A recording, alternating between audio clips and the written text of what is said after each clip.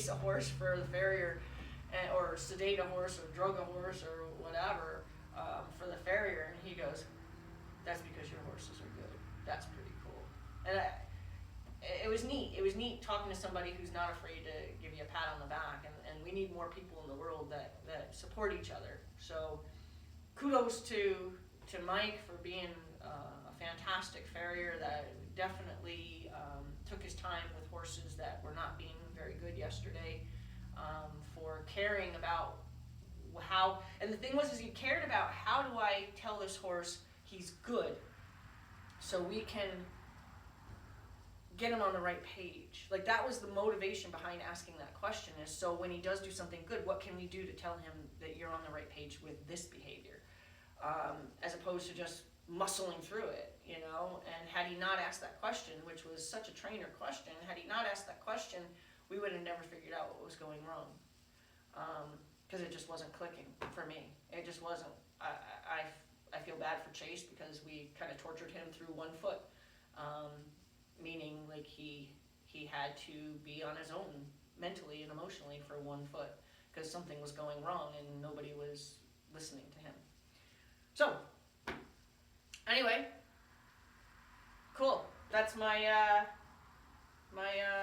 thing today is know your horse, know your horse's triggers, be an advocate for your horse, and work well with people. And when you find somebody that you work really well with that is going to complement what you do, and you're going to be a complement to what they're doing,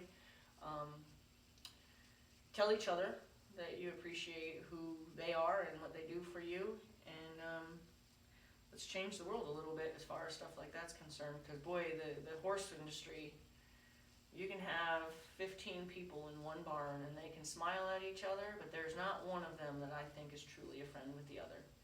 I think everybody sizes each other up. Everybody measures each other's, whether they're measuring themselves against somebody else and feeling bad, whether they've ever felt put down or not. I think there's just so much competitiveness even within the person themselves that we got to change that. We got to get people to where this has to be your happy place with your horse, but it also has to be your happy place with the other people that are here with their horses. I'm very selective about who I bring into my barn because I want people that love their horse and will help each other, not look at something that's being done different than they like and tip their nose up at it and walk away and think poorly of the other person.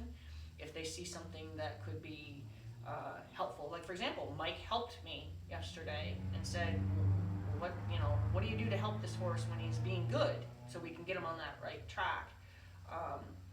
Help each other to make something good for yourselves and for your horses.